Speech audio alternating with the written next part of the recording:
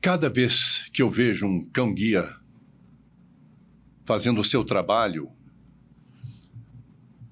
com o seu dono, eu tenho vontade de chegar perto. A curiosidade é geral, eu tenho certeza. E hoje, para falar de cão-guia, as dificuldades, as regras, leis, direitos, eu tenho duas pessoas especializadas.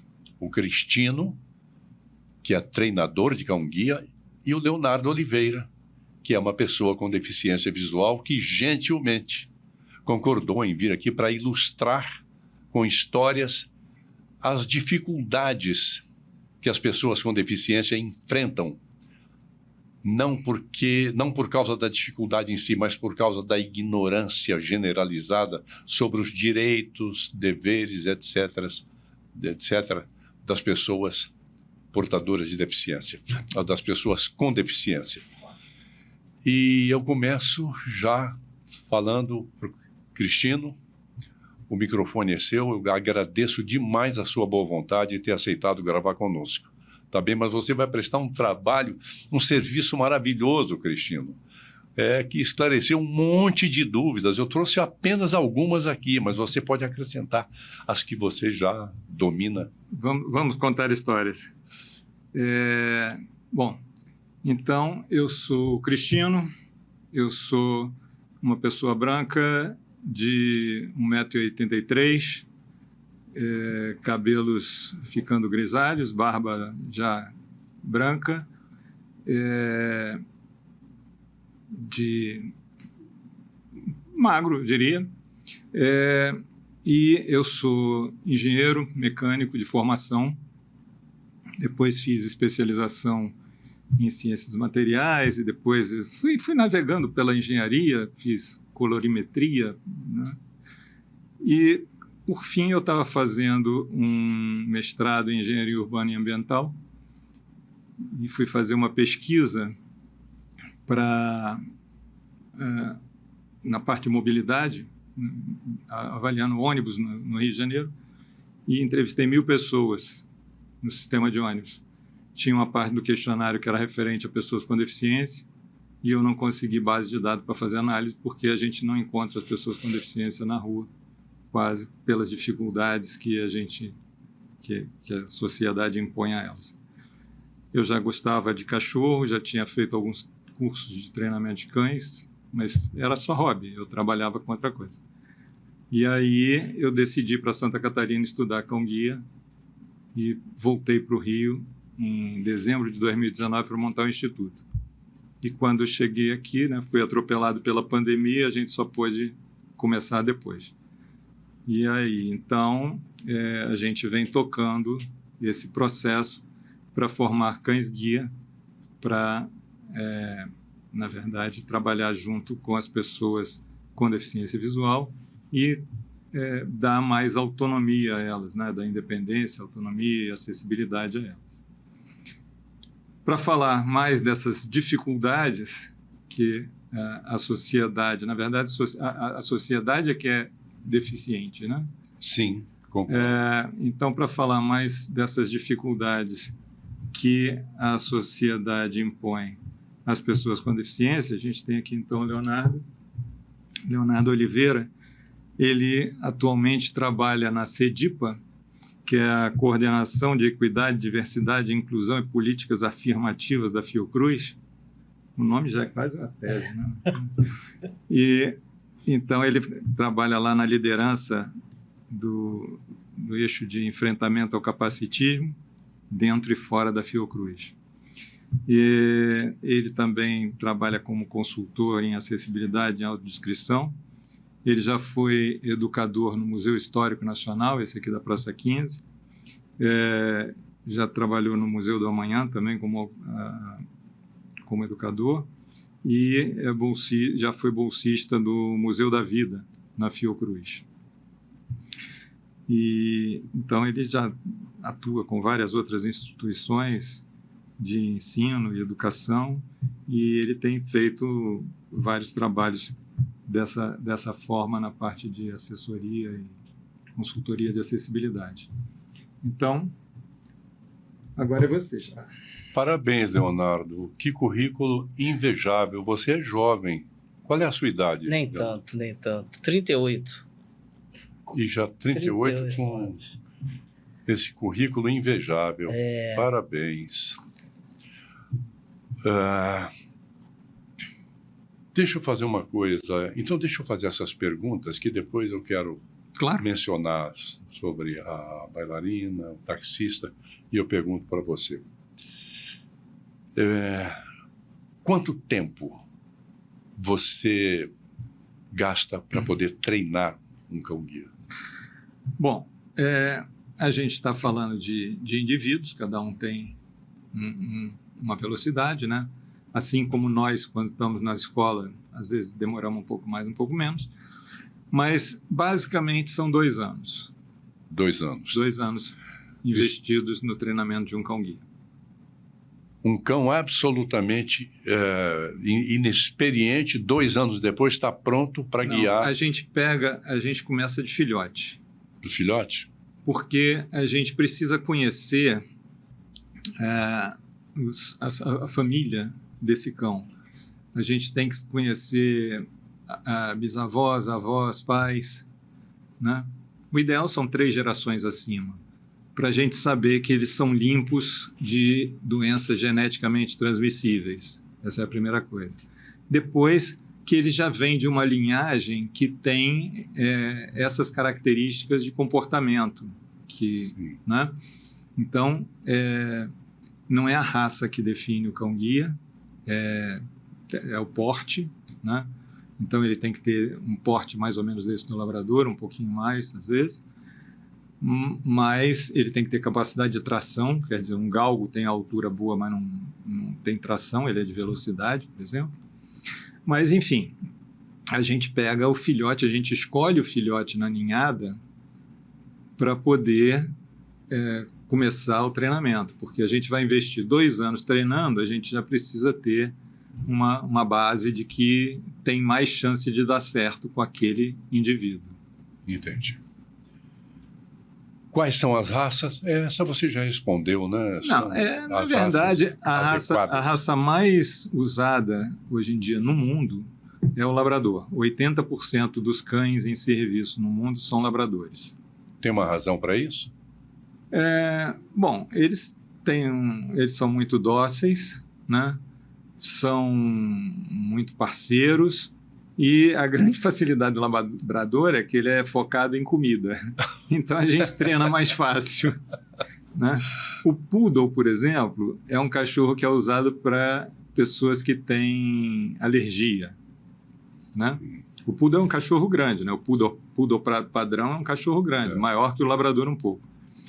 Mas o pelo dele não é alergênico. Então, as pessoas que têm alergia usam poodle. Mas um poodle é difícil, ele gosta de brincar.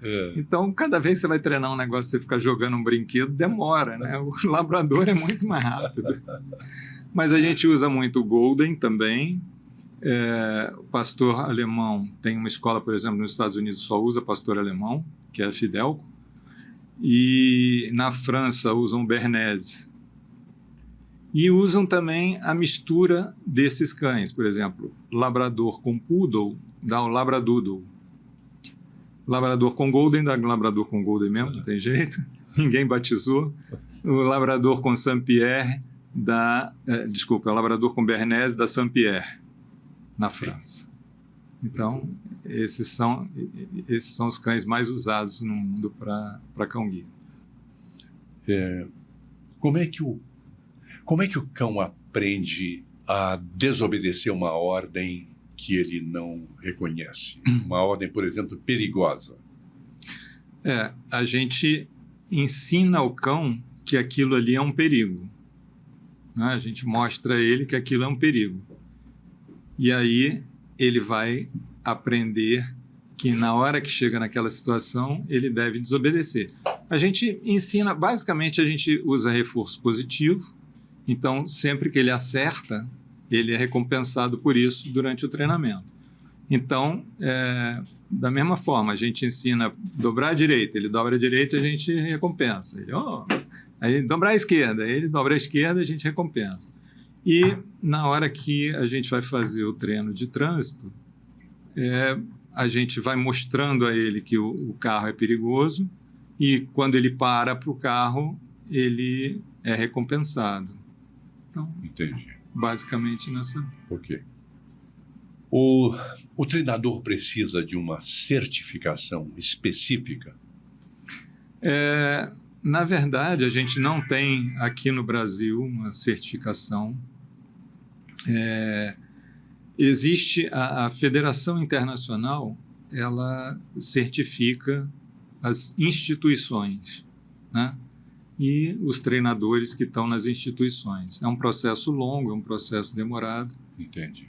Mas é basicamente assim. A gente tem trabalhado aqui no Brasil para, inclusive, fazer o CBO para treinador de cão-guia, né?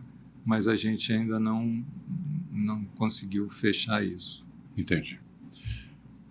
Como é que o treinador avalia o temperamento do animal? Existem alguns testes antigos já, que a gente ainda usa, mas a gente já percebeu que não tem tanta correlação entre o que demonstra o resultado do teste e ele adulto depois. Mas dá uma orientação. E a Federação Internacional tem desenvolvido, em parceria com umas escolas americanas, principalmente, alguns modelos de avaliação de cães que a gente vai fazendo ao longo da vida dele. Quer dizer, então a gente começa com o filhotinho lá com 8 semanas, a gente faz a primeira avaliação e depois a gente vai fazendo avaliações periódicas para ver se ele está ok ou não. E isso naturalmente com anotações, né? Sim, com registro. Ao longo do registro, né? Tudo Do registrado. desenvolvimento. O cão-guia pode brincar quando está em serviço? Não, quando ele está em serviço, a ideia é que ele esteja focado no que ele está fazendo, né? Então, ele tem que estar concentrado e se a gente distrai, ele vai perder esse foco, vai achar que já está na hora da brincadeira, como é que é isso? Ele fica confuso. Na verdade, a gente vai treinando o cão para entender que quando ele está com equipamento, desde que ele é filhotinho, a gente já treina isso, né? A gente usa um colete para ele depois associar isso ao arreio. Mas a gente vai treinando e ele vai entendendo que quando ele está com aquela vestimenta, ele está trabalhando, ele está sério. Quando a gente tira, aí ele vira cachorro, né? Então, modo cão e modo guia. Modo cão e modo guia, é quase um interruptor. O Cristino, como é que ele reage àquele cão sem educação que chega, cheira, chega perto, late? Como é que ele se comporta? Bom, o cão que late, eventualmente, pode gerar medo. Medo nele? Medo nele. Aí ele chega mais perto da gente, ele se aproxima e tal, né? Mas, de uma forma geral, ele passa... o ideal é que ele passe sem reação. Ele passa como se nada tivesse acontecendo. Ignora aquele cachorro barulhento. E quando ele ignora, o outro cachorro para, né? Porque os cães têm esse negócio, né? Quando o outro está ignorando, ele fala, não quer nada comigo, vamos embora. Eu vi um documentário, isso me marcou, rapaz. Eu fiquei o coração tão partido de ver um policial montado da polícia inglesa praticando em cima do cavalo tiro com revólver, aqueles estampidos, sabe? Um tempo enorme dando tiro. A princípio mostrava o pelo do cavalo dando aquelas contrações até ele ficar... Dá uma pena, né, rapaz? Ver essa... já submetendo o bichinho a esse sofrimento. Os cães policiais também são treinados a tiro. Também, né? Para aguentar tiro, né? Não é possível que isso não gere estresse no animal, né, Cristino? A gente, com os cães guia também, a gente faz treinamento para ele, por exemplo, passar no portão com um cachorro bravo do lado latindo para ele, né? O que a gente procura fazer é mostrar a ele que tudo bem, não se importe com isso, né? Só que aí a gente vai dando recompensa, né? Sim. Vai distraindo com comida, e como ele é muito focado em comida, ele vai, aquele barulho está ali, ele está focado na comida. E aí ele vai acostumando com isso e segue. E depois ele passa, já não tem mais nada. Ok. Como é que o cão sabe o caminho certo? Aí eu acho que eu vou pedir a você para perguntar ao Leonardo primeiro. Então tá bem, Como é que Leonardo. você Eu já sabe, falo Leonardo? com você já, Leonardo. Aliás, eu fui indelicado com você, não propositalmente, tá? Mas daqui a pouco eu quero saber mais de você antes de te fazer as perguntas e dizer as coisas aqui que eu tenho para dizer. Inclusive de uma viatura da PM no Leblon. Ele sabe o caminho Você certo? conhece a viatura da PM do Leblon? Não sei. A gente, pessoas cegas como eu, que nasci cego, né? Eu utilizo outras referências para me localizar. E eu acho que é aí que o Cristino quer chegar, né? As referências são coisas que você utiliza para entender que está chegando onde você quer chegar. E essas referências são basicamente sonoras, olfativas e às vezes táteis, né? Uma mudança de piso, um quebra-mola muito próximo do outro, uma curva à esquerda, uma curva à direita mais acentuada, às vezes duas curvas para o mesmo lado, ou uma para o lado, uma para o outro, uma subida, uma descida. Isso se transforma automaticamente numa referência, principalmente quando você vai a esse lugar com frequência, né? Então, eu posso estar aqui no Flamengo. Eu pego um carro de aplicativo aqui para ir para minha casa. Eu não sei qual é o caminho que ele vai fazer. Eu não fico prestando atenção. Eu boto meu fone e fico ouvindo música. Só que tem um momento do caminho que me chama a atenção porque ele faz umas curvas e uns quebra-molas que isso me chama a atenção e eu sei que eu estou chegando em casa. Não sei qual caminho ele fez, por onde ele foi. Às vezes eu durmo no caminho e acordo. E quando eu acordo, claro, se eu dormir, eu acordo já prestando atenção para entender se eu estou longe ou não. Então, assim que eu descubro o caminho. E acredito que o cão, ele faz esse caminho tantas vezes que ele guarda, né? E no caso do cão, ele é possível que você diga para ele, né? Hortifruti. Vamos ao hortifruti. Antes disso, tem a questão da bengala, né? A questão da bengala é também um capítulo importante, porque ela funciona como para orientação e para evitar que a pessoa bata num obstáculo ou se machuque. Mas a bengala, ela tem limitações, né? Vocês provavelmente já viram pessoas cegas utilizando bengala e percebem que a gente bate para um lado e para o outro, para um lado e para o outro. Na direção, no sentido, né? Você bota o pé direito à frente, põe a bengala no lado esquerdo. Quando você botar o pé esquerdo, a bengala bateu primeiro, então você já sabe que pode seguir ali. Você bota do lado direito. Botou o pé, já botou a bengala, você já sabe que pode seguir. Eu posso botar a bengala achando que eu vou botar o pé, mas ela bate em alguma coisa. Ali eu não boto o pé. Ali eu não sigo por esse caminho. Mas a bengala tem um problema dos obstáculos aéreos, né?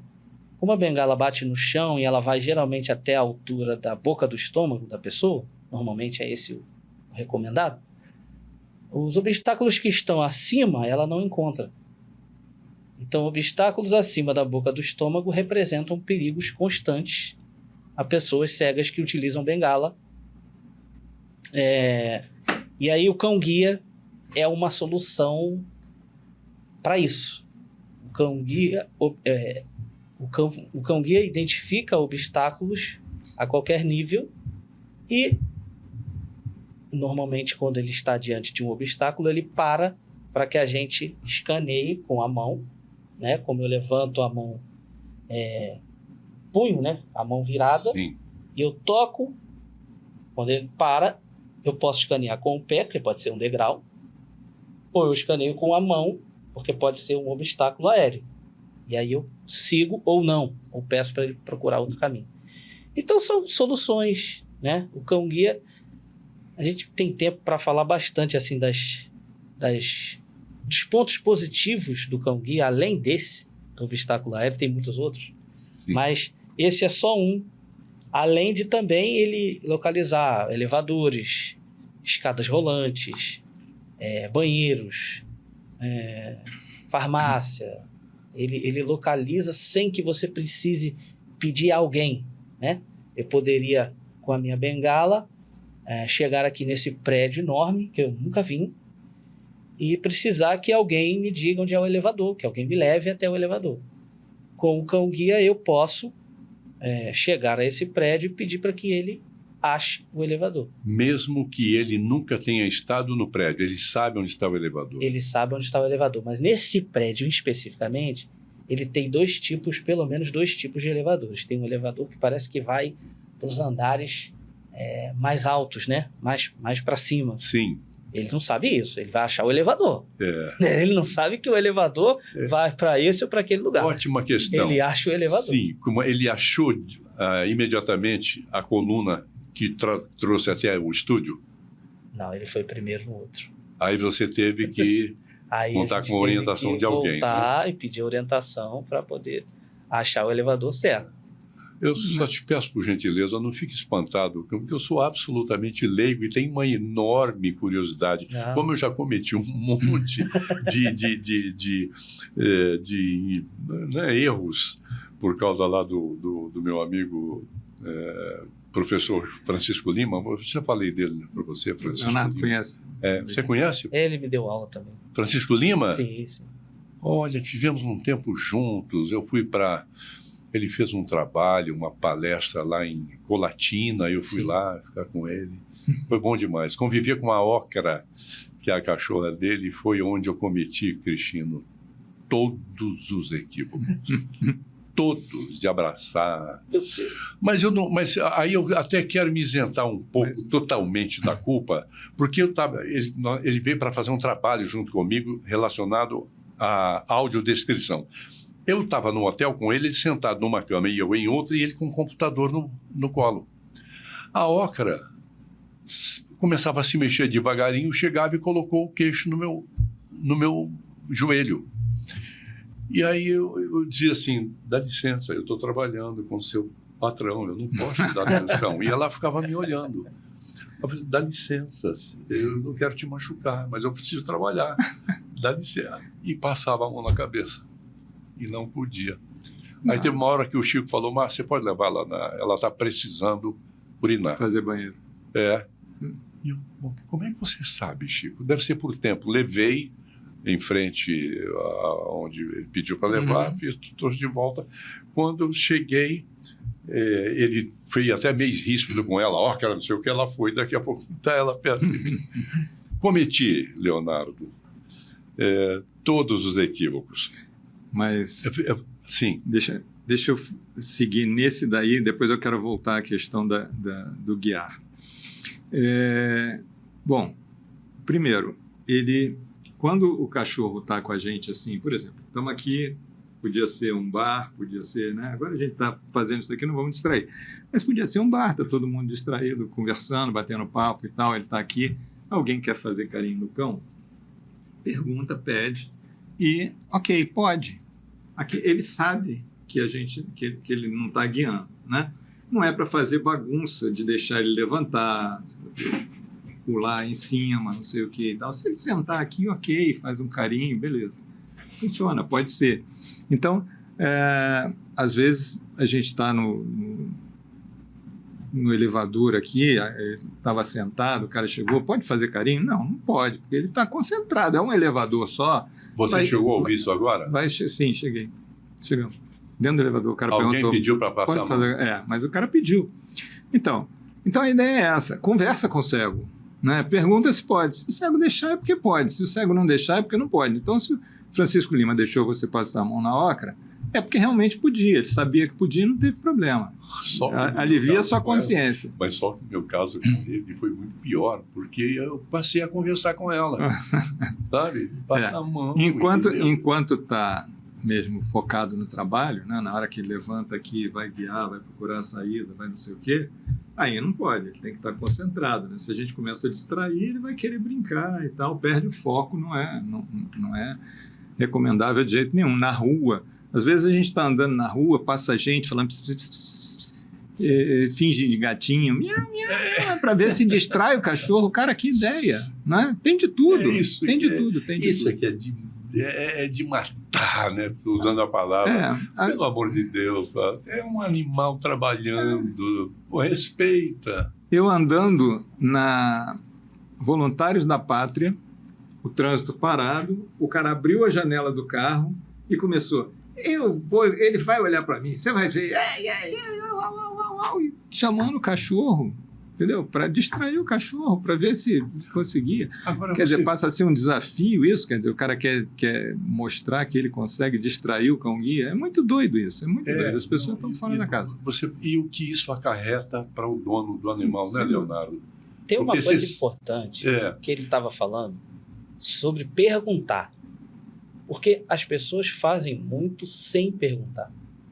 Então, ela se vale da situação do usuário do cão-guia não estar vendo para interagir com o cão de forma que a pessoa não consiga perceber. É claro que muitas vezes a pessoa consegue perceber, mas a pessoa que está passando, que quer mexer com o cachorro, ela muitas vezes lança a mão desse recurso. Talvez até inconscientemente, não vou incomodar, só vou mexer com o cachorro aqui rapidinho.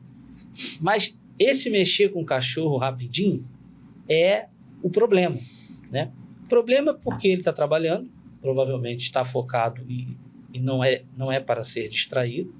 E problema porque representa um risco para a segurança da pessoa que está sendo guiada e talvez até do próprio cão. Além de ser um desrespeito, porque se o cachorro não é seu, você não deveria mexer sem conversar com a pessoa. Qualquer cachorro. Tá andando na rua, tem um cachorro passando com alguém, o ideal é você. Oi, boa tarde. Posso fazer um carinho? E a pessoa vai dizer a você se você pode ou não fazer o carinho. E ela vai ter os motivos dela para dizer se sim ou se não. E aí cabe a você respeitar, entender, compreender que talvez não seja o melhor momento. Então, essa coisa do perguntar é muito importante. Porque você está diante de uma pessoa, né? Não é um cachorro, é uma dupla. Então, é uma dupla na qual o usuário do cão, o dono, né, como a gente fala, o usuário, o dono, ele é o responsável. O cachorro está trabalhando, mas sob comando dessa pessoa. O cachorro toma algumas decisões, sim, ele é treinado para tomar algumas decisões, mas quem sabe o caminho, quem sabe para onde quer ir, é o usuário. Então, quando você fala assim, como é que o cachorro aprende o caminho? Porque ele vai várias vezes e ele vai para este lugar, que a gente diz para ele. A gente quer ir até lá. Então, o cachorro não faz assim, não, ele quer ir no elevador, mas eu vou levar ele no banheiro. Acho que ele precisa do banheiro, né? A gente é que decide isso. Então, essa coisa de não perguntar é um desrespeito, sobretudo em relação ao dono, ao usuário do cão-guia, além de ser um risco para a pessoa do cão. Leonardo, então você chegou no momento em que eu estou esperando mesmo. A conversa está maravilhosa com o Cristino, mas agora eu quero falar de uma coisa, não no sentido de potencializar a indignação com um mau comportamento alheio, mas que sirva de lição, mas que sirva de um norte, para que as pessoas ouçam o que nós vamos conversar agora e que pensem duas vezes antes de fazer isso que você está mencionando aí, da pessoa toca no cachorro sem pedir a sua permissão. Eu vou mencionar aqui 3 ocorrências, uma delas com vídeo,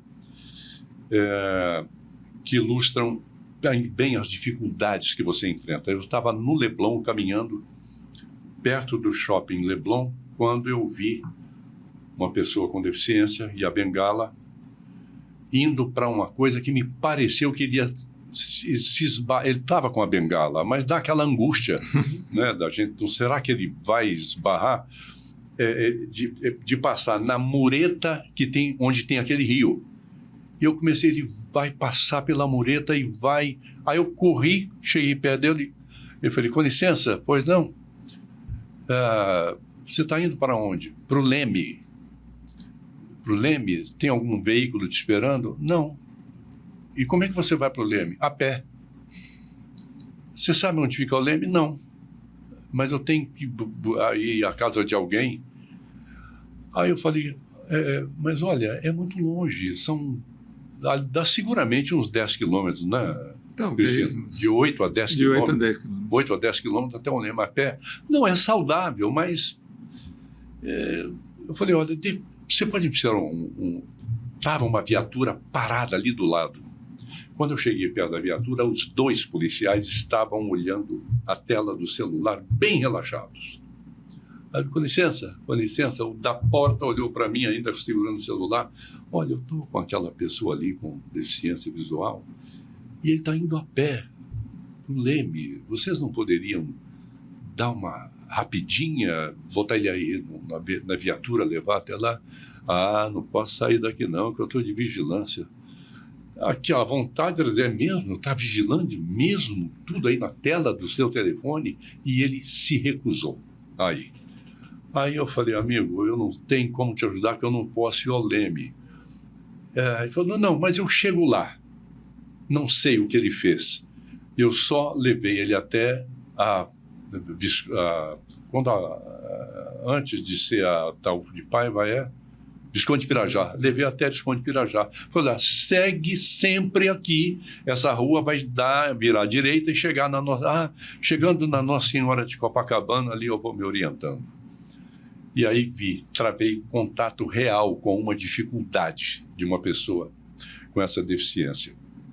Um taxista, Leonardo, eu estava com Francisco Lima no shopping Leblon, no shopping Rio Sul, e ele me pediu para levá-lo, para ele comprar um telefone para a filha. Sim. Andando tinha uma livraria ali, acho que era Travessa, era uma grande, lembra dela, Cristina? No Rio Sul? No Rio Sul, aquela grandona que fechou. Aí eu, caminhando com o Francisco Lima, eu escutei um barulho de pés no chão. Eram várias. Era um grupo de adolescentes de 8 a 12 anos, 6 ou 8 meninas, só meninas, chegaram perto, cercaram a Ocra, o cachorro do Chico Lima. A gente pode... Eu achei que bonitinho, porque elas perguntaram, e eu, sem consultar o Chico, falei, pode. Abraçaram, tiraram foto, e o Chico estava quieto, impávido. Eu só fui saber disso depois, e ele não disse nada para mim. Eu levei ele à livraria, ele comprou. Depois nós fomos almoçar no Haskell.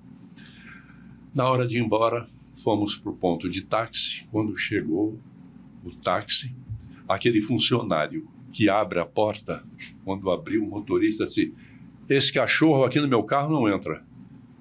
Aí eu falei, amigo, isso aí é lei, você tem, no meu carro ele não entra, porque ele vai fazer cocô aí no banco, ele vai fazer xixi, e ninguém vai querer limpar. Daqui não entra. O sujeito ficou sem saber, o funcionário, e o Chico falou assim, espera aí que eu vou chamar a polícia para você. Eu falei, Chico, esquece, é um ignorante.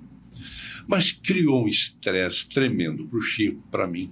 Estava tudo bem. Um ignorante causou um bocado de aborrecimento a mim e ao Chico. E a terceira, já vou terminar, Leonardo. E a terceira situação é um vídeo de uma bailarina chamada Camila, que tem um Golden Retriever maravilhoso. É Camila Alves. É isso? É? Camila Alves. Isso. Você conhece essa história? Ela é psicóloga. É psicóloga? É psicóloga, já atuou também em novela, é consultora, ela é um monte de coisas, ela é bem conhecida. Multifuncional. Eu não sei, ela tinha alguma coisa a ver com o Centro Cultural Banco do Brasil. Isso, ela trabalhou muitos anos lá como educadora. Fui lá, exatamente, eu falei com ela lá. E ela, o vídeo mas ela não falou com autopiedade, não. Ela falou bem sobre, ela tem o regulamento plastificado, ela anda com ele, e falou de um restaurante. Ela saiu uma noite com um grupo de amigos para comer uma pizza, e quando ela chegou com o cão-guia, o maître disse assim: aqui esse cachorro não entra. Olha, mas é lei, está aqui. Ela mostrou, aqui ele não entra. Os amigos dela chamaram a polícia. E foi uma situação que ela falou: olha, vamos para casa. Ela desistiu de comer a pizza. Uhum. Ela não quis mais. E nesse vídeo ela fala que a audiodescrição para ela tem algumas restrições. Ela gosta de uma amiga, ela vai sempre com duas, ao cinema ou ao teatro. Ao cinema não, ao teatro. Aí ela pede uma, ela gosta de uma mais do que a outra. E eu falei: por quê, Camila? E eu não me lembro o porquê da explicação. Talvez uma seja mais detalhista que a outra.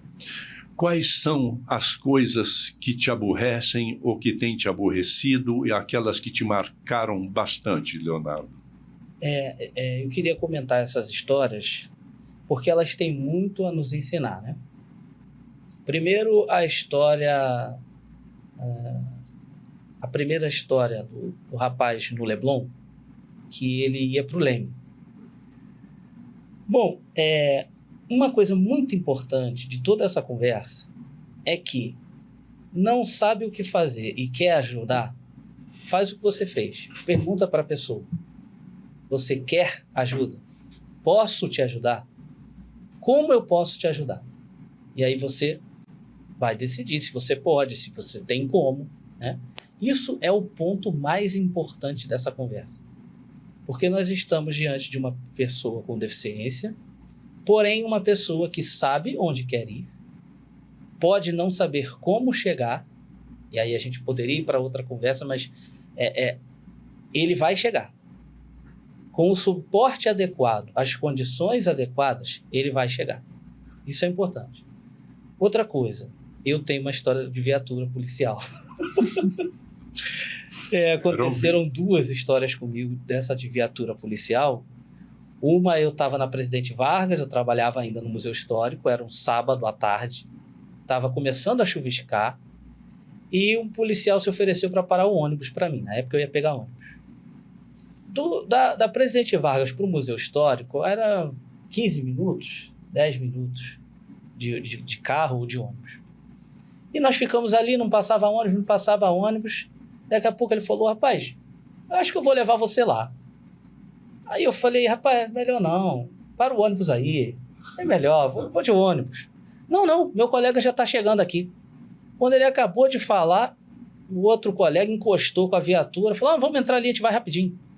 Entrei na viatura, um pouco temeroso. A minha primeira carona de viatura policial. Entrei lá, sentei, me acomodei do jeito que deu, e ele foi que foi. Eu tô no Rio de Janeiro. Ligou a sirene. Ô, Leonardo, eu tô aqui querendo perguntar. Pode perguntar. Ele não levou você junto ali, dentro ali, junto onde eles ficam sentados? Ou foi na parte de trás? Não, ele me levou no banco traseiro. No banco? Traseiro. Sim. Ele foi com mais um na frente, me botou no banco traseiro. Eu esbarrei o pé em algumas coisas lá que eu não quis perguntar o que era. Mas fui. E ele foi rápido. Eu, meu Deus, só pensava assim: se alguém resolve atacar essa viatura no Rio de Janeiro, tô no centro do Rio, gente. Peraí, isso aqui não é a Disneylândia. Eu queria que chegasse logo. E chegou. Quando chegou, já meti a mão assim, abri a porta: irmão, obrigado, tudo de bom, bom trabalho. Não, vou te levar até lá dentro. Falei: ai, meu Deus, tá bom, vamos comigo até lá. Eu sou o sargento. Aí falou o nome dele lá. Pô, irmão, muito obrigado. A outra história não foi tão engraçada, porque eu saí do Museu Histórico, aí saí ali pela Rua Santa Luzia, passava ali atrás da Santa Casa e ia andando até o metrô da Cinelândia, quase 1 quilômetro ali andando, né? E um policial me viu andando, eu estava pela calçada, estava bem, eu conheço o caminho. Amigo, boa tarde, tudo bem? Eu sou o policial Você estava militar. sem o seu cão, perdão? Não, eu não usava cão, eu tinha bengala. Nem conhecia. Só com bengala. Nem conhecia o instituto, nem nada. Foi há muitos anos. E aí eu falei, eu tô indo pro metrô da Cinelândia. Ele falou, rapaz, é longe. Eu falei, não, mas eu conheço, eu sei ir, eu conheço o caminho. Não, peraí, entra aqui rapidinho. Aí me botou na viatura e partiu. Aí ele consultou no rádio alguém. Falou, eu tô levando um rapaz aqui, rapaz cego, tô levando ele até o metrô. E aí eu escutei no rádio alguém dizer assim, a gente não tem autorização para deslocar essa viatura do Ministério Público, não. Aí eu falei, irmão, tá tudo bem, eu vou descer aqui. Ele ficou super sem graça, né? Porque não pôde, ele não foi autorizado a me levar.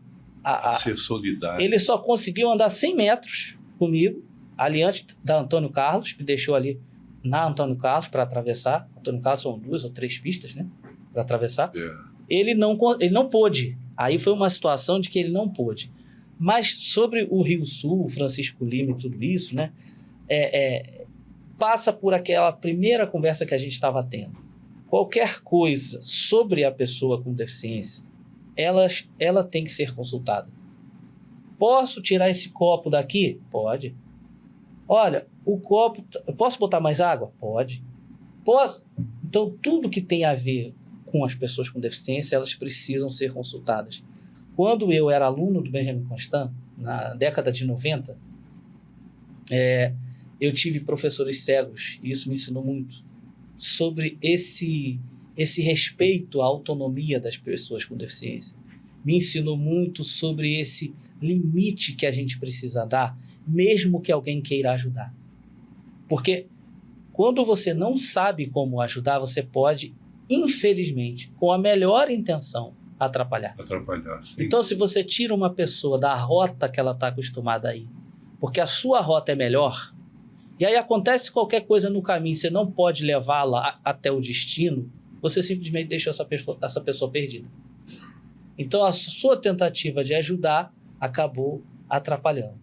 Sobre o táxi, a gente tem muito problema hoje com aplicativos de transporte que usam essa desculpa. No meu carro não entra.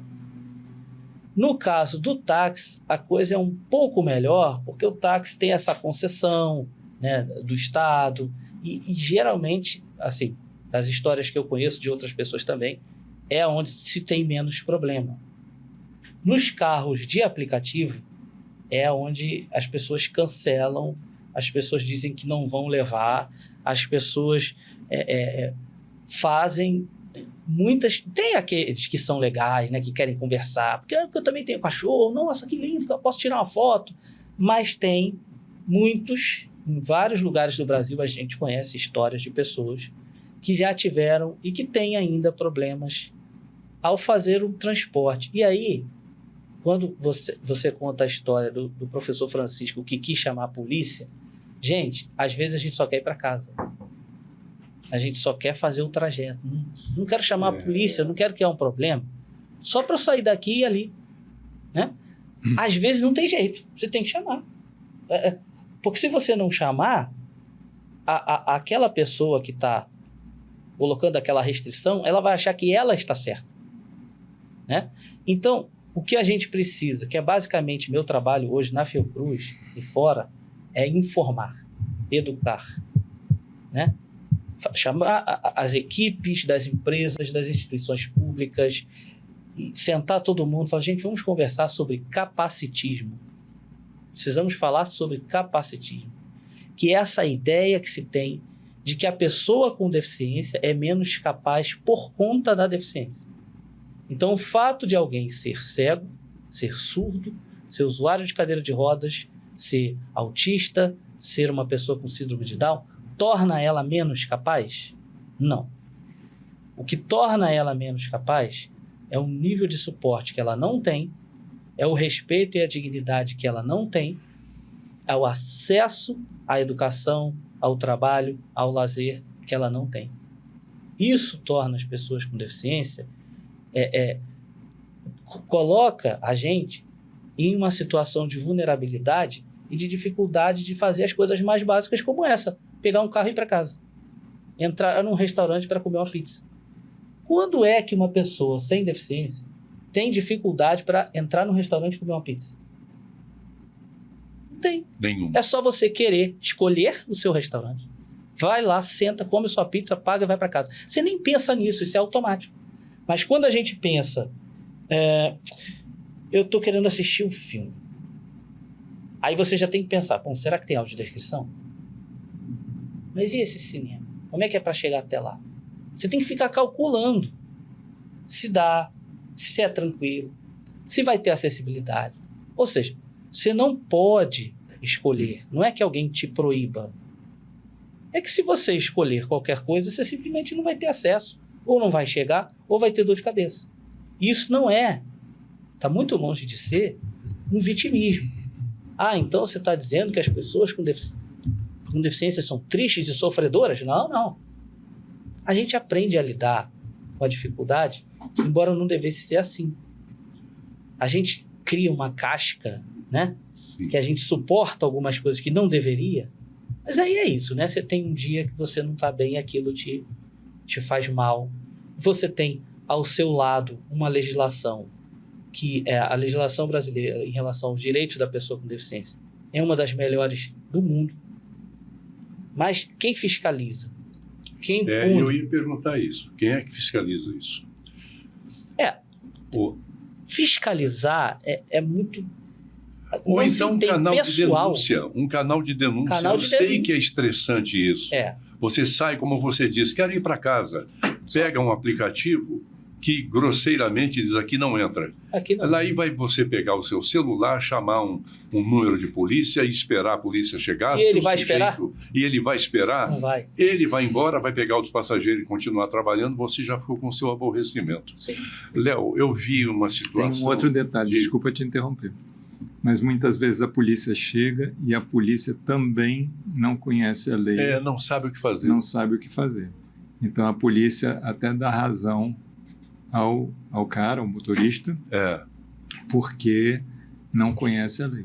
Ele não pode falar para o motorista, abra a porta, deixa ele entrar. Exatamente. Até porque se ele entrar, ele vai parar lá na frente, falar desce aí, vai ser complicado.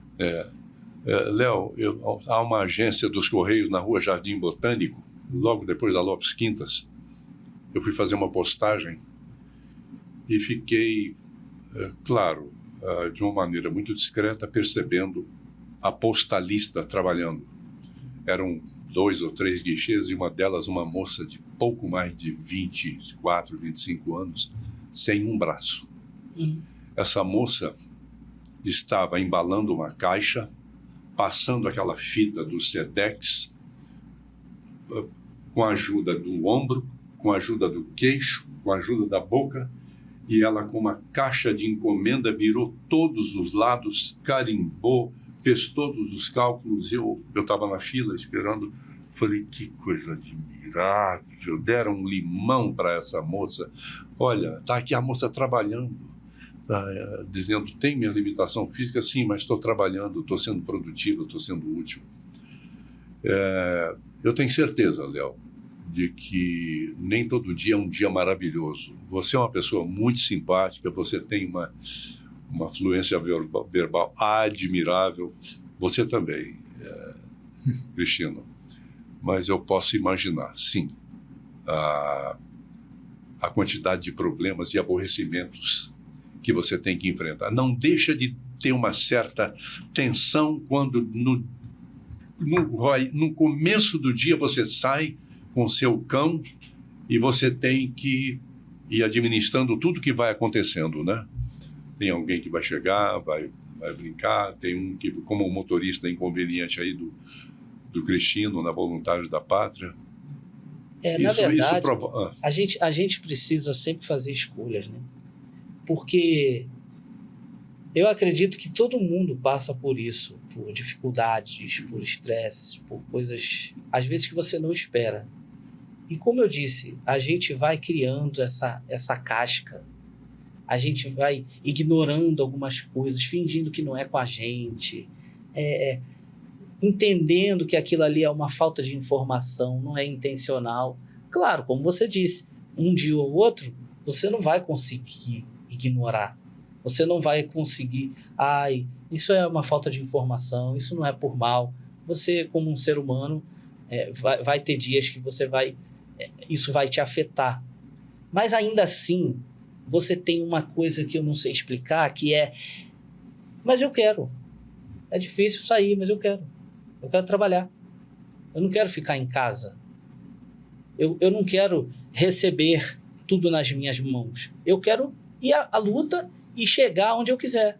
O que eu preciso para isso? Primeiro, as ferramentas corretas, o suporte adequado, o respeito e a dignidade por conta das pessoas, né, da parte das pessoas.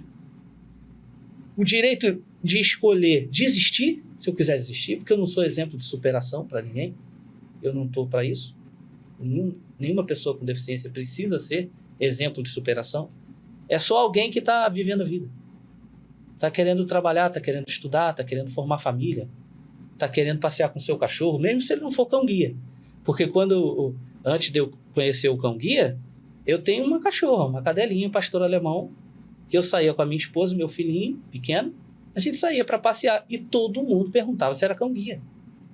Não tinha arreio, não tinha nada, só a guia e uma cachorra teimosa, querendo pular em todos os cachorros, querendo briga, latindo, rosnando. É cão-guia, que lindo. Não é cão-guia, é cachorro. Cego pode ter cachorro que não seja cão-guia. Não está proibido isso. Cão-guia é maravilhoso. Pô, é um sonho para muitas pessoas cegas ter um cão-guia. É um sonho que enfrenta várias dificuldades. Que aí eu acho que o Cristino pode falar melhor. Com a palavra, o Cristino, né?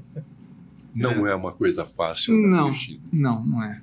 Essa questão dos aplicativos, por exemplo, o nosso Instagram tem exemplo lá, né, que eu mesmo filmei.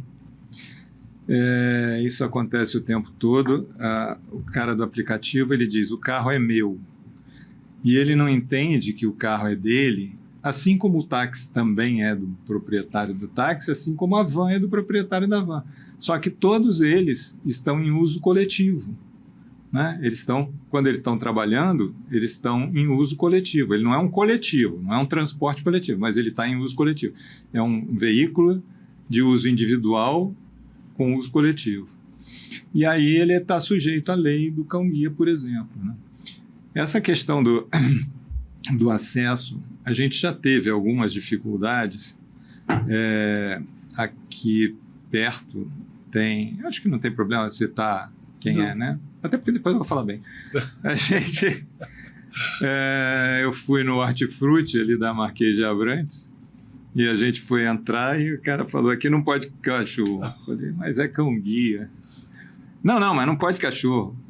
Mas a vigilância sanitária não deixa. Falei, não, mas é cão-guia, cara. Tem a lei e tal, não sei o quê. Aí discutimos. Aí ele falou, tá bom, eu vou deixar você hoje aqui e tal. Só que ele botou o cara da faxina andando atrás, o cachorro vinha andando e ele vinha com o mop atrás para poder limpar tudo onde o cachorro passava. Eu falei, cara, o seu sapato anda na rua. Às vezes você pisa em coisa que não é agradável e você entra aqui. O cachorro pode estar mais limpo que o seu sapato. Entendeu? E aí o cara teimando, não sei o que e tal. Depois acabou que ele entrou em contato com o departamento jurídico. O departamento jurídico entrou em contato com o Instituto, nós conversamos e aí ficamos amigos para sempre. Hoje em dia, quando eu entro no Hortifruti sem o cachorro, alguém vem reclamar. Cadê o cachorro? Cadê seu segurança? Por que deixou ele em casa? E a mesma coisa no Princesa, e a mesma coisa no Ultra. Quer dizer... Então você teve uma batalha para cada lugar desses, né? É uma batalha a cada dia. A falta de informação. Mas faz parte do nosso trabalho também difundir a cultura do cão-guia aqui, né? Porque não existia escola de cão-guia no Rio de Janeiro, né? Nós somos a única escola de cão-guia do Rio de Janeiro. Então, é compreensível que as pessoas não saibam, não conheçam a lei. É dever do Estado divulgar isso. O Estado não faz esse papel também, Então, saiu no Diário Oficial, publicaram lá um dia, alguém... É difícil, é complicado. Eu entendo e eu sou compreensivo com isso. Eu só não gosto quando a pessoa teima demais, que não quer nem ler a lei que eu estou apresentando. Porque aí eu apresento a lei, mostro e tal, indico o site. Mas acontece, a gente tem essas brigas quase que diariamente. Sempre tem alguém para poder criar um caso. Esse motorista do Rio Sul, ele estava... Eu estou aqui para briga. Ele queria briga. Ele estava falando, tinha raiva na voz dele. Aqui ele não entra. Ele fazia assim, como, aqui ele não entra. Mas ele estava pronto para briga. Às vezes o cachorro da mulher dele mordeu ele de manhã de sair de casa, o cara já fica com raiva de todo cachorro do mundo. Aqui esse cachorro não. O que é preciso, então, para que esses direitos sejam mais apregoados? A gente precisa de mais acesso aos canais de comunicação. A gente precisa de mais divulgação disso, né? De espaços como aqui, por exemplo, né? Aqui a gente vai ter alguma visibilidade, as pessoas que estão vendo sem dúvida o Batcast vão entender isso, vão propagar essa informação. Então isso é importante. A gente faz apresentação em colégios para as crianças são ótimos multiplicadores, né? Elas já chegam em casa animada contando. Papai, a mamãe viu um cão-guia, teve lá na escola e tal, falou, não pode mexer no cachorro, hein? E as crianças chamam a atenção dos adultos por causa disso, né? Às vezes. Então é legal, a gente gostaria de fazer mais apresentação em empresas também, né? Até porque nas empresas a gente tem mais chance de buscar famílias socializadoras, né? Eu não falei de família. A gente tem tempo ainda? Posso falar? Tem tempo. O processo do cão-guia, você perguntou de como é que a gente pega, né? Então, a gente escolhe na ninhada, pega o cachorro com mais ou menos 3 meses, e do 3º mês até o 18º mês, ou seja, durante 15 meses, ele deve ficar com uma família socializadora. Essa família é uma família que vai fazer então, esse trabalho voluntário de socializar o cão. O Instituto paga os custos do cachorro durante esse período e dá orientação técnica para que as pessoas eduquem os cães da maneira que a gente precisa. Então, quando chega lá no 18º mês, o cachorro tem que estar educado para a gente fazer o treinamento formal. Então, para que isso dê certo, a gente vai fazendo um acompanhamento com essa família, ensinando a família a entender linguagem corporal de cachorro, ensinando a educar um cachorro, como é que ensina, como é que faz essas coisas. Então, é muito enriquecedor para a família, né? Ela não tem custo nenhum, e depois esse cachorro vai ajudar uma pessoa com deficiência visual. Então, é muito nobre o trabalho. Então, é um trabalho voluntário muito importante. Sem família socializadora não existe cão-guia em nenhum lugar do mundo. É preciso que haja famílias socializadoras para que haja cão-guia. Então, ir nas empresas, se as empresas estimulam seus funcionários a socializarem cães, né, isso é um negócio legal, porque muita gente não quer socializar porque diz, meu chefe não vai querer, né? Mas não tem problema nenhum. Aí o chefe não quer socializar o cachorro, mas acaba contratando uma pessoa com deficiência visual que tem um cão-guia, o cara vai para lá obrigatoriamente com o cachorro. É melhor já preparar o cenário todo, né? Já prepara a empresa para isso, para receber, para saber como é que é. E o cachorro, até dentro das empresas, ele tem uma função muito interessante, né? Porque ele promove um alívio de tensão nas equipes onde ele está, né? As pessoas... É claro que ninguém vai ficar brincando com o cachorro todo dia, mas de vez em quando você vai tomar um café, passa ali, brinca com o cachorro, aí ele fica livre, né? Então é muito interessante. E isso é uma coisa importante que a gente precisaria ter mais acesso às empresas para poder fazer a apresentação para os funcionários, né? E que efetivamente as empresas apoiassem a ideia, né? Claro. Sim. Então, isso é muito importante. Mas é assim, a gente tem que ir divulgando, a gente tem que trabalhar dessa maneira. Se você quer... Por que você não aproveita esse microfone, esse vídeo, para poder comunicar isso para as empresas, se você está aberto a convites para ir às empresas, levando o cão para... Bom, nós estamos... na verdade, a gente precisa que empresas que tenham esse viés social, né, que tenham essa preocupação social, que queiram colar sua marca à nossa causa, né, nos apoiem em vários sentidos. Um deles é esse, né, nos chamando para palestras para os funcionários e incentivando os funcionários a serem famílias socializadoras. E também patrocinando o nosso projeto, né, porque a gente não vende o cachorro. Nenhum cão-guia é vendido. Tudo cão-guia é doado para as pessoas com deficiência visual. Então, todo o custo durante esses 2 meses de preparação de um cão é arcado pelos institutos, que em geral são associações privadas, né, ONGs, que fazem esse trabalho e que precisam de recurso financeiro.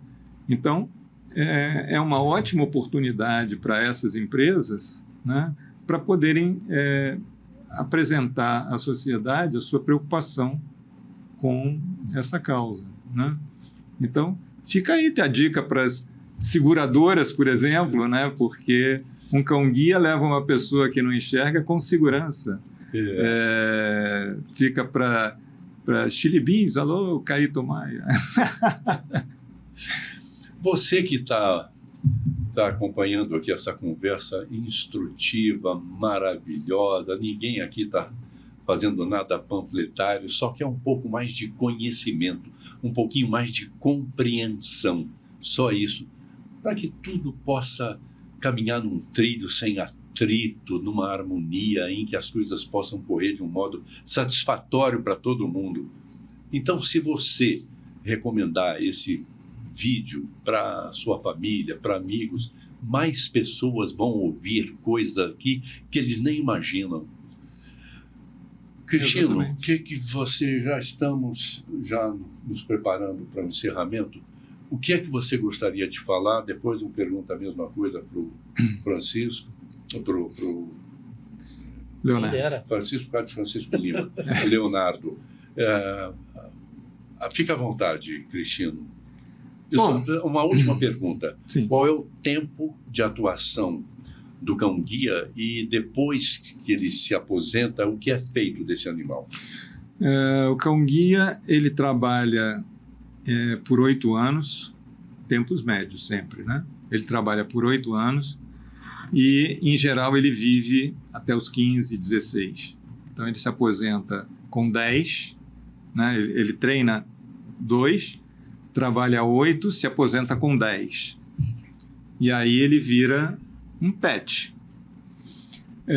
Quando ele se aposenta, existem 4 possibilidades. Primeiro, ele ficar com o próprio cego, se a pessoa tiver condição financeira e estrutural para manter o cachorro, né?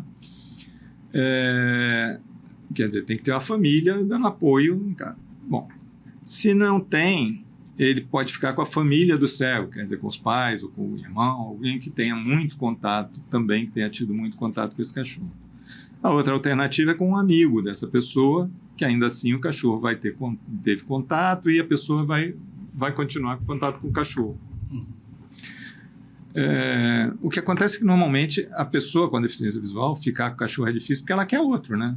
Um aposentou, ela quer substituir, aí ficar com 2 é difícil. Mas aí pode ir para a família dele ou para o amigo. Se não tiver jeito mesmo, ele volta para o instituto e a gente busca alguém para adotá-lo. O que não é tão difícil, porque vai ser um cachorro muito educado, né? Muito bacana, que não faz muito truque, né? Mas o truque dele é ficar quieto, igual está aqui agora, né? Quieto embaixo da mesa e a gente conversando. Quando eu vou nas escolas, a primeira pergunta das crianças é: ele sabe fazer truque? Sabe. Ele rola? Não, rola. Ele rola é clássico. Ele rola. Eu passei 11 horas num voo e um cão de apoio emocional na cadeira ao lado. Aquilo me encantou. Eu não ouvi um único ruído, eu não consigo dormir em voo. E ali eu fico lendo. E de vez em quando eu olhava absolutamente imóvel o animal, Que coisa bonita de ver. Nós tivemos em Fortaleza agora. Hein? Nós tivemos em Fortaleza na semana passada. E o Zeus foi. Leonardo, havia um italiano aqui no Rio de Janeiro, dono do Tivoli Park, e você deve ter ido lá, né? Quando era criança. Você foi, Cristina? Tivoli, você lembra, não? Não, mas que já deve ter mais de 30 anos que ele acabou, 30, 40 anos, né? Por aí. Estou querendo lembrar o nome do cara. Orlando Orfei. Orlando Orfei, era o dono do circo. Era o dono do circo. Sim. E ele, numa entrevista, eu achei formidável aquilo que ele disse. Um dos animais estava muito velho e alguém sugeriu sacrificar o animal. Ele teve uma explosão de nervo. Você está louco? Ele me ajudou a ganhar dinheiro a vida inteira, agora na velhice, vamos saber. Não, senhor, ele vai ter conforto. Bonito, né, Leonardo? Se todo mundo pensasse assim, né? Se todo mundo pensasse assim, e eu acho que, para concluir, né, primeiro agradecer mais uma vez o convite. Foi uma honra, é sempre bom conversar sobre isso e dar às pessoas a oportunidade de aprender um pouco mais. E mais do que aprender com as pessoas com deficiência. Porque no meu tempo de aluno no Instituto Benjamin Constant, meus professores cegos me ensinaram que quando se trata da pessoa com deficiência, é ela que tem que ser a protagonista, é ela que tem que ser a instrutora. Todas as outras pessoas são muito bem-vindas, são aliadas e indispensáveis. Mas quem sabe o que acontece com a gente é a gente. Então, se de tudo que a gente conversou, as pessoas lembrarem apenas disso, dessa parte, né? Você quer ajudar alguém? Pergunte, ofereça, se coloque à disposição e esteja disposta, inclusive, a ouvir um não, porque talvez aquela pessoa realmente não precise.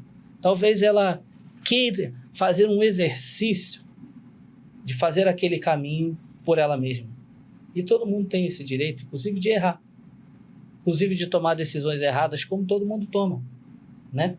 Então, eu acho que de tudo que a gente conversou sobre o Cão Guia, sobre mobilidade, sobre direitos, tudo que a gente está falando aqui reverbera na vida da pessoa com deficiência, reverbera na qualidade de vida da pessoa com deficiência. E nós estamos há poucos dias, né, do Dia Internacional de Luta da Pessoa com Deficiência, que foi dia 3 de dezembro. Então, que isso fique de lição, né? Se você não tem um amigo, um parente que é uma pessoa com deficiência, com quem você possa conviver e aprender, procure nas redes sociais. São muitas as pessoas com deficiência que estão nas redes sociais, produzindo seus conteúdos, divulgando e difundindo informação de todo tipo, como todo mundo. Todo mundo tem acesso a informações que são de qualidade e que não são. Então, entre as pessoas com deficiência, isso também acontece. A única diferença é que são pessoas com deficiência, mas continuam sendo pessoas com todas as implicações que isso traz. Então, eu quero só agradecer mais uma vez, dizer que foi uma alegria, foi um prazer conhecer o Márcio. Quando eu ouvi a voz do Márcio, eu lembrei de tantos personagens que eu fiquei, cara, não é possível. Mas foi uma alegria, foi um prazer.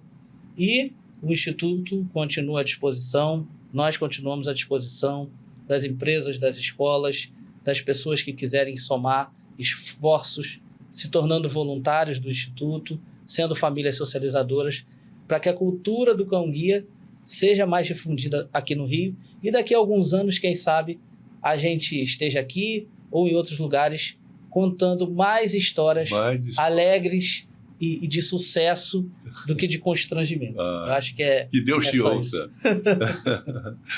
Cristino, muito obrigado. Obrigado a você. Você se prontificou imediatamente e, fizemos um belo programa. Foi uma honra estar aqui. Obrigado. Muito obrigado mesmo. Desejo toda a sorte no trabalho de vocês. Vocês são trabalhadores, idealistas, e que Deus proteja o trabalho de vocês. E eu só tenho que agradecer essa Quem quiser entrar em contato conosco pode entrar pelo site institutocariocadecãoguia.com.br.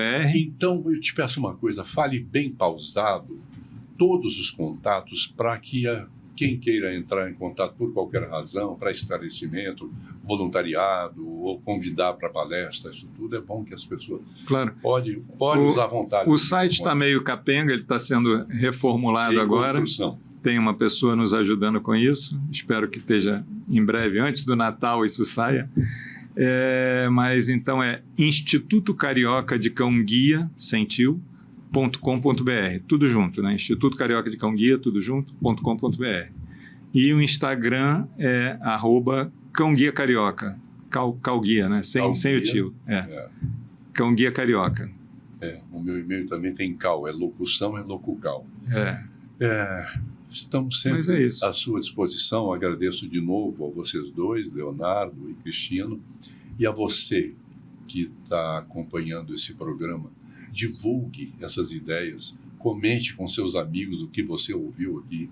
Eu tenho certeza de que muito do que foi conversado aqui você não conhece. Uma forma de divulgar, de ajudar esse trabalho, é você falando para outras pessoas acessarem o vídeo para ouvir essas explicações. Eu tenho certeza de que você gostou do programa. Como é o nome do cão, Leonardo? É o Zeus. E o nosso beijo, o nosso carinho. As meninas da produção estão aqui o tempo todo olhando para ele, mas se comportaram direitinho, não perturbaram o cachorro, mas assim, de olho, né? Porque elas têm... Muito comportadas.